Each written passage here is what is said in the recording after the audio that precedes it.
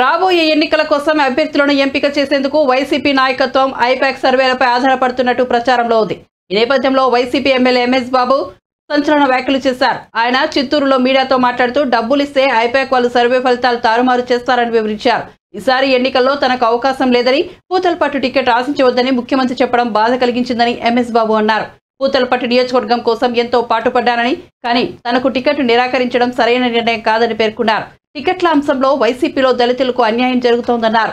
దళితులు ఎమ్మెల్యేలుగా ఉన్న నియోజకవర్గాల్లోనే మార్పులు చేస్తున్నారని ఆవేదన వ్యక్తం చేశారు. చిత్తూరు, తిరుపతి జిల్లాలో చాలా నియోజకవర్గాల్లో వ్యతిరేకత ఉన్నా వారిని మాత్రం మార్చడం లేదని ఆరోపించారు. సర్వేలో నాపై వ్యతిరేకంగా ఉన్నదన్న విషయం వెల్లడైందన్నారు. నాపై ఏం వ్యతిరేకత ఉందో, నేను చేసిన తప్పేంటో పార్టీ నాయకత్వం తెలియజేయాలని ఎంఎస్ బాబు డిమాండ్ చేశారు. 5 ఏళ్లు పరిపాలన చేసిన దానికి మా పూతలపట్టు నియోజకవర్గం ప్రజలందరూ కూడా నేను థ్యాంక్స్ చెప్తున్నాను. ఈరోజు నేను ఇంత కష్టపడి ఒక దళితుగా పుట్టి ఎక్కడో చిత్తూరు మండలంలో పెరిగి పూతలపట్టు నియోజకవర్గంలో ఎమ్మెల్యేగా అయ్యి ఈరోజు నేను మంచి కార్యక్రమం చేసి మా ముఖ్యమంత్రి గారికి ఒక మంచి ఎమ్మెల్యేగా నేను చేసినాను. కానీ ఈరోజు నేను చేసింది తప్పు ఏమీ నాకు తెలియదు. కానీ ఈరోజు మాకు సీటు కేటాయిస్తలేదు అని చెప్తున్నారు. మా తప్పు ఏముండదని కూడా ఆయన ఒకసారి తెలియజేస్తున్నారు.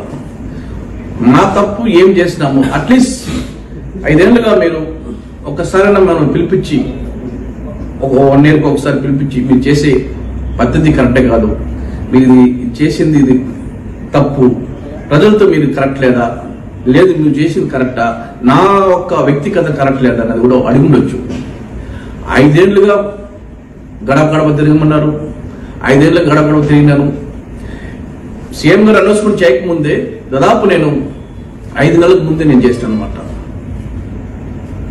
మళ్ళీ అనౌన్స్మెంట్ చేసిన తర్వాత మళ్ళీ నేను 1.5 years నేను గడప గడప చేస్తాను.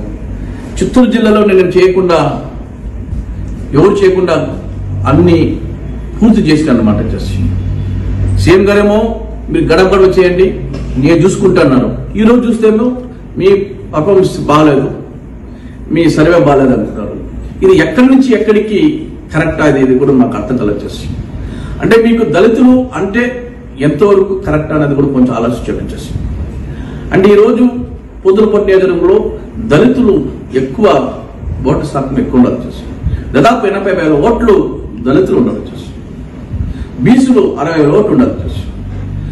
ఇప్పుడు ఈరోజు మీరు సర్వే బాగలేదు, మీకు వ్యతిరేకం ఉన్నది. మీరు వ్యతిరేకం ఉన్నప్పుడు మా ప్రజలంతా పిలవండి, పిలిచి మాట్లాడండి. వ్యక్తిగతం ఏమున్నది, ఎమ్మెల్యేకి మీకు ఏమైనా ప్రాబ్లం అయింది అనేది చాలా మంది నాయకులు ఉన్నారు, మా కోసం కష్టపడ్డ ఉన్నారు. మాతో 5 ఏళ్ళుగా కాలంతో పాటు మేము నడిచినాం వచ్చేసి. నాకుండే నమ్మకం మీద నన్ను ఇంతవరకు నడిపించినారు. కానీ ఈరోజు ఒక్క రోజుల్లో వచ్చి మీరు మీ పర్ఫార్మెన్స్ బాగాలేదు, మీ సర్వే బాగాలేదంటే సర్వే చేసింది ఎక్కడ సర్వే చేసినాను? ఐపాక్ సర్వే అంటే కరెక్టా? ఏ రోజులో ఐపాక్ సర్వే అనేది మీరు ఆలోచించవచ్చు. డబ్బులు ఇస్తే ఏమైనా చేస్తారు ఐపాక్ వచ్చేసి. ఎంతవరకు నేను రాస్తాను, ఎవరు తలరాత మార్చేస్తారు. అంటే లాస్ట్ ఎలక్షన్కి ఐపాక్ ఏమన్నా మీకు ఏదైనా రిపోర్ట్ ఇచ్చినారా? మీరు మాకు నమ్మకం పెట్టి మా మీద మీరు సీట్ ఇచ్చినారు. 30,000 ఓట్లు నేను గెలిచాను వచ్చేసి.